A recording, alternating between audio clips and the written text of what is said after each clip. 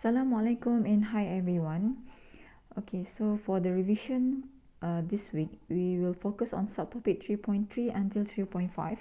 So subtopic 3.3 is the chain rule, and subtopic 3.4 is the implicit differentiation, and subtopic 3.5 is the extrema of functions of two variables. Okay, so first of all, let us discuss on topic the chain rule. So question number 1, we have this. For x squared y plus exponent 5 plus xy, where x equals to 5 u squared plus 1 and y equals to u. Okay, now guys, first of all, let us build the chain. Okay, so now the main variable in this question is z. So we start with z. Alright. Now, if you notice here, z consists of two variables, x and y. Okay, x and y. So we will have two arrows. So we will have two arrows.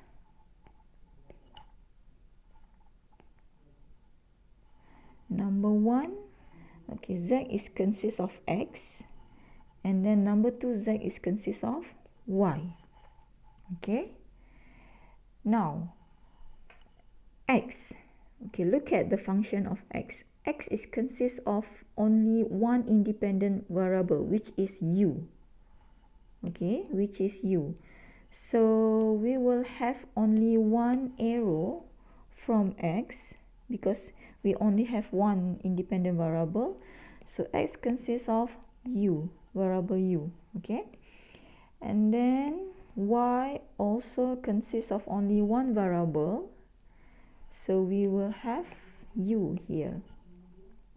Okay guys, now since z consists of two variables, thus the operator from z to x involve del.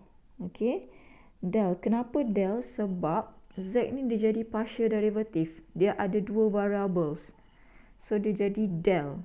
Okay, bukan d tapi del. Alright, so we will have del z over del x, and here is del z over del y. Now look at the variable x here. Okay, now since x is only consists of one variable, so the operator from x to u is d. Okay, sebab x ni dia hanya ada satu variable saja, dia ada u je, so dia jadi d. So dx over du. Yang ni pun sama, bawah ni y, dia jadi dy over du. Alright, so now in order to get the dz over du, okay, that's why we have dz over du, dz over du. Why we have d here? Because at the end of the chain, we only have one variable, which is u. That is why the operator here is d instead of del. Okay, so how to read this? We need to move from z. Okay, since dz over du, so we need to move from z until we find u. Okay, so the first path, we move from z goes to x and then goes to u. And then second, we move from z goes to y and then goes to u. So the first path is equals to del z over del x multiplied by dx over du plus del z over del y multiplied by dy over du. Okay, so next what you should do is just you need to differentiate each of this function. Okay, I already prepared the solution for you. Okay, here are the solutions. So if we differentiate z with respect to x, we will get this. And then we differentiate with respect to y, we get this. and then differentiate x with respect to u, differentiate y with respect to u, and so on. After that, we can substitute the values of u equals to 0. So we will get the final answer as 4 plus exponent 5. Okay. So this the second question. Okay, again, if you look here. Okay, if you look here, we have 2 sine 3p plus 5 cos p cubed. So now again, z is consists of two variables. Okay, variable p and variable q. So that's why we have two arrows. So as I mentioned earlier, when the process from z to p should be del. Why del? Because we have two variables. So that's why the operator is del. Okay, this is called as del.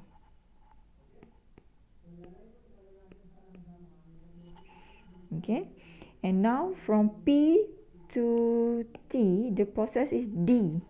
Why d? Because this is just an ordinary differentiation, only one variable. So we have dp over dt.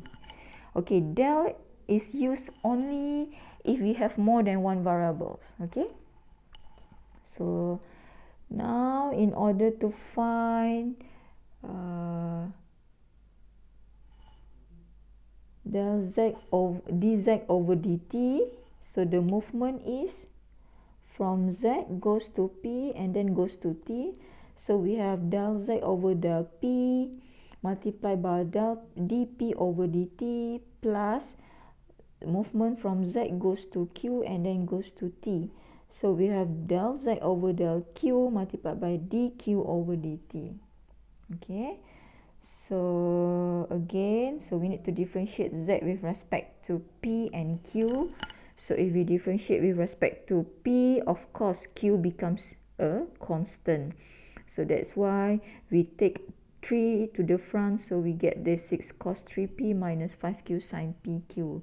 And then the final answer, you will get negative 6 pi. Okay, for question number 3, we have ln. Alright, we have ln. Okay, this is a bit different question here because w, okay, w is consists of three variables. We have x, we have y, we have z. So that's why we have three arrows here, three arrows. Okay, and then x is only consists of m. So we have only one arrow. Okay, and then y equals to 2m minus 1. So yes, only one arrow here, and z also consists of only one independent variable, so only one arrow here. Okay, now the movement. The question asks you to find dw dm, dw over dm. Okay, so now the movement, we should start from w goes to x and then goes to m, and then w goes to y and then goes to m, and plus w goes to z and then goes to m, right?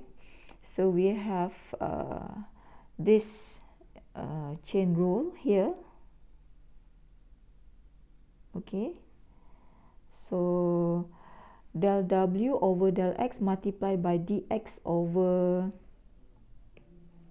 del w over del x multiplied by dx over dm, and then plus del w over del y multiplied by dy over dm, and then del w over del z multiplied by del z over dm. So we have these three components in this chain rule.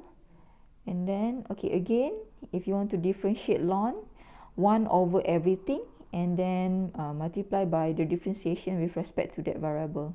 Okay, so we have this. So the answer is negative 78 over 5. Okay, next question number 4 is a bit different because the variables x and y are consist of two independent variables. Okay, before this, x consists only one variable, right? But in this case, we have two, s and t. So the operator here becomes del, not d anymore.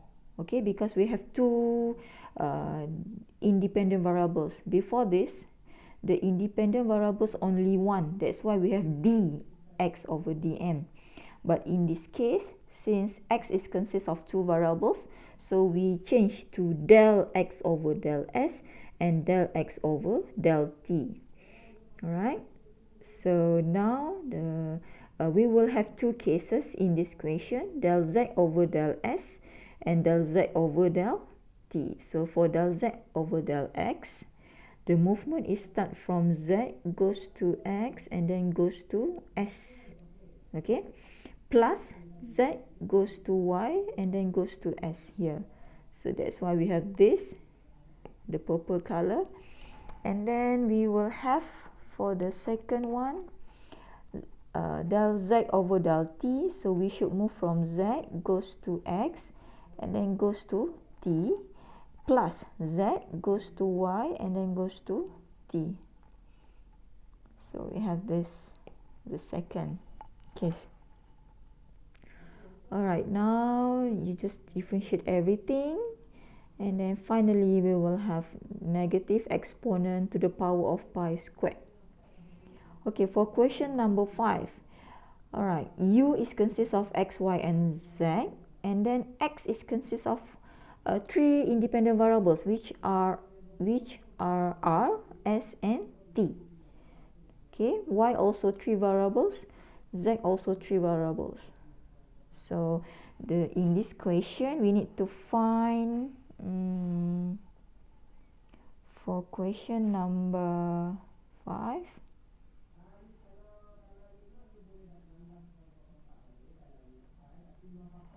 we are looking for what? Let's take a look at this question. Okay, del u over del s. Okay, we are looking for del u over del x at the given values of r equals to 2, s equals to 1, and t equals to 0. Okay, so okay, that's why I highlighted.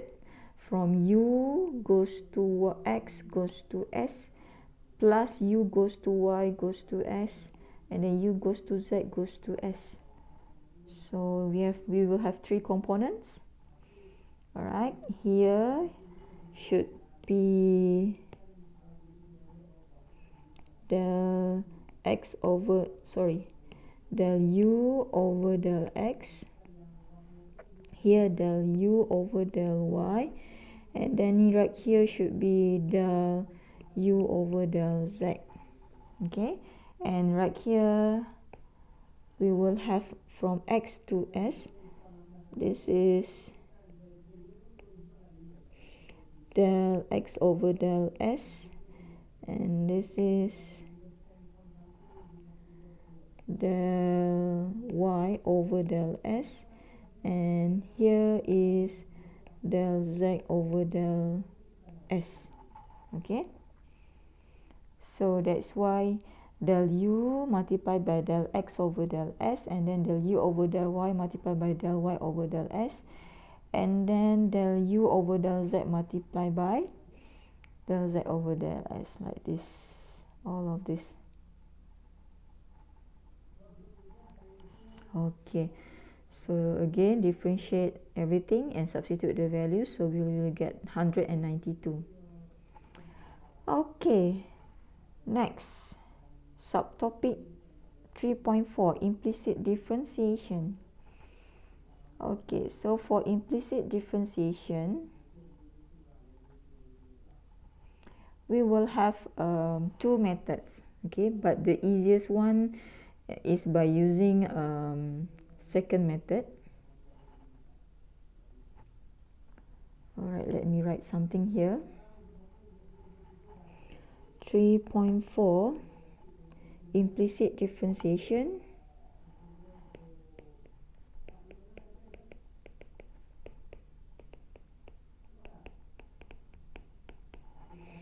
Okay, if you are using the second method, it's much easier compared to the first method. So in implicit differentiation, okay, for example, we have fxyz.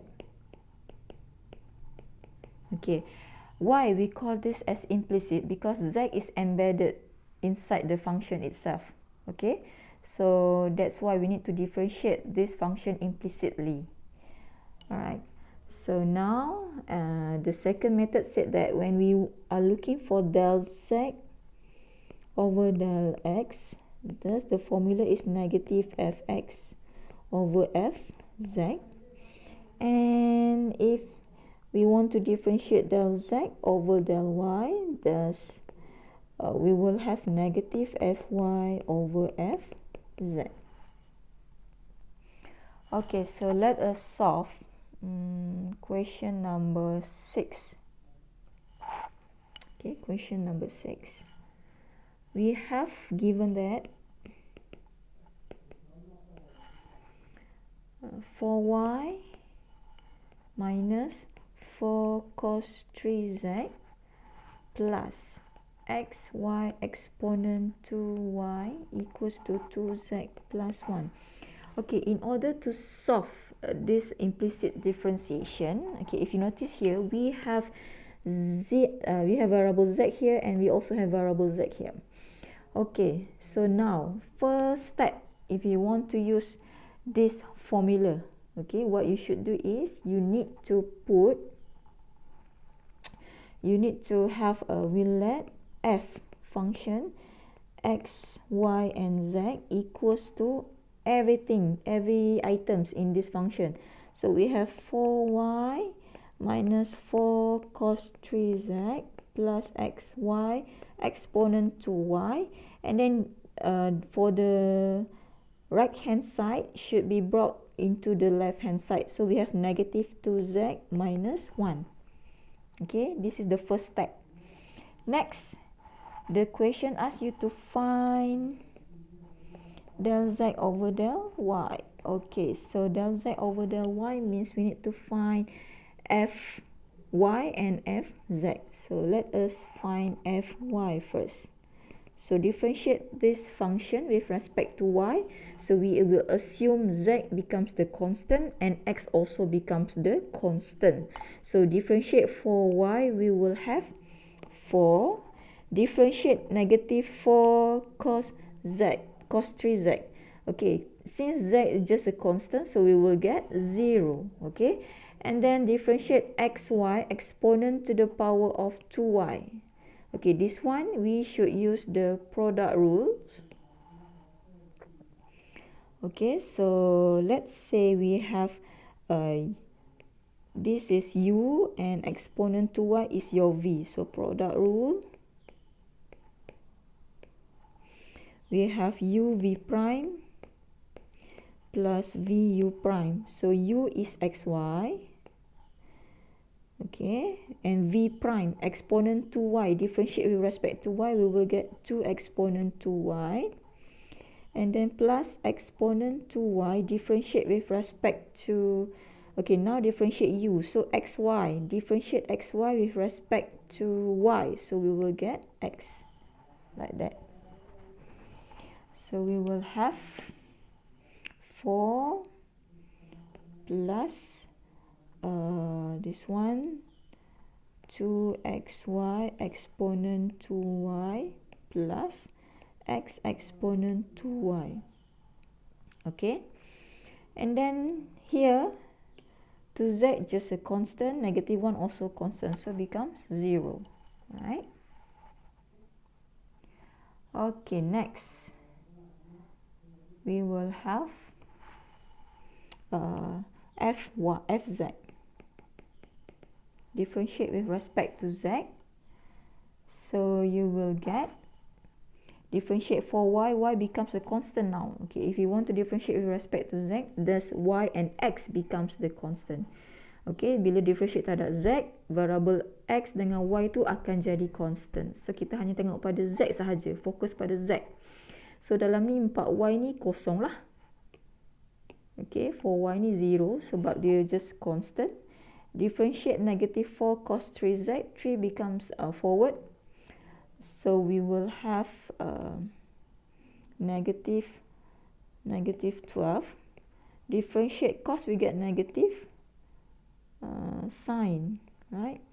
sine 3z. So next we have xy exponent to y, so just a constant, and then negative 2z, so minus 2. So we will have negative 12 multiplied by negative sign, we get 12 sine 3z minus 2. Okay, so after that, question number 6. Finally, we will have this formula and just substitute the values. So the answer is 3/2. The same thing happened for question number 7. But now we are looking for del z over del x. So we need to find fx and then find mz. So finally, this is the answer. Okay, for question number 8. We have 4 sine x, y, z. Okay, now, since we want to differentiate with respect to x, y and z becomes the constant. Okay, so y, z, you bring this forward here. Okay, so that's why we have 4yz. Differentiate sign, we get cos x, y, z. Minus, okay, differentiate exponent xy, we will get, okay, y just a constant, so we bring y to the front, and then we have y exponent x. Okay, the same thing happen here. If we want to differentiate with respect to z, now x and y becomes the constant, so that's why we have xy here, and then differentiate sign, we get cos, and then differentiate negative z, we get negative 1. Okay, but first step, don't forget to let fxy this. So you have to bring all of this right hand side equations to the left hand side. So that's why we have negative exponent xy and then negative sec negative 1. Okay, now question number 9. Alright, this is for subtopic of implicit differentiation, right? Implicit differentiation, this is the subtopic of 3.5, extrema of functions of two variables. So for this subtopic, 3.5, extrema, it can be either relative minimum. The condition is when d greater than 0 if fxx also greater than 0. That is for relative minimum. Relative maximum is when d greater than 0 and fxx less than 0. Okay, and the last one is saddle point. So saddle point is the condition when we have d is negative number less than 0. Okay, so first step, what you should do is, there are 3 main steps. So the first step, what you should do is you need to find the critical point. Okay, find critical point. How do you find the critical point? Macam mana nak cari critical point ni? Apa yang you kena buat kalau soalan ekstrema ni, we need to differentiate. Okay, so we need to differentiate fx terhadap x dan jadikan dia sama dengan kosong, and then fy differentiate terhadap y pula samakan dengan kosong. So you will have 2 equations here. Equation number 1, equation number 2. So in order to get the critical points, you need to solve equation 1 and 2 simultaneously. Okay, kena buat persamaan serentak. Selesaikan equation 1 dengan 2, dapatlah critical point. Critical point ni koordinat. Kita nak koordinat apa? A dengan B tu sama dengan apa? And then it depends on the equation. Sometimes we have only 1 critical point. Sometimes we have 2, we have 3, we have 4 critical points. It depends on the functions given. Okay? And step number 2, what you should do is, you need to find fxx and then find fyy, fxy.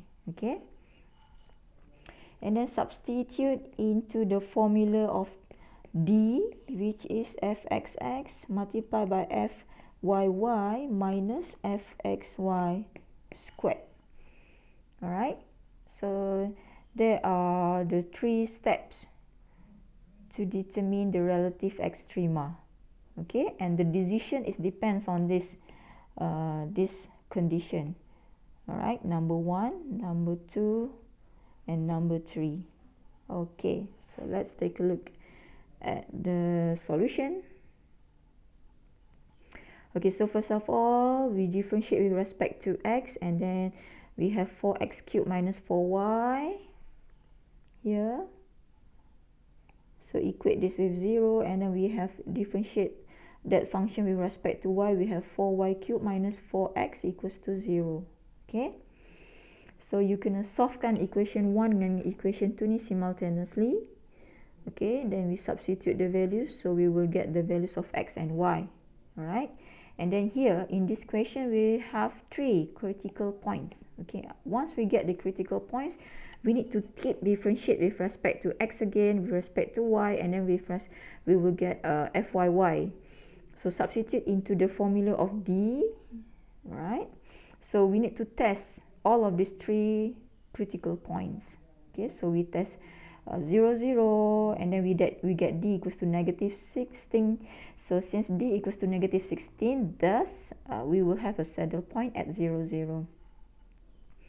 And then for the critical point of 1, 1, we will have 128, which is positive. So we need to check with fxx. So since fxx is also positive, thus the conclusion is relative minimum. For negative 1, we also have negative minimum. Alright, and this is the question number 10. Again, the same steps. Find your D and then test. In this question, we only have 2 critical points. Okay, we only have 2 critical points, which are 0, 0 and 2, 1. So these are the answer. Okay, that's all for today. Thank you very much. All the best for your quiz 3.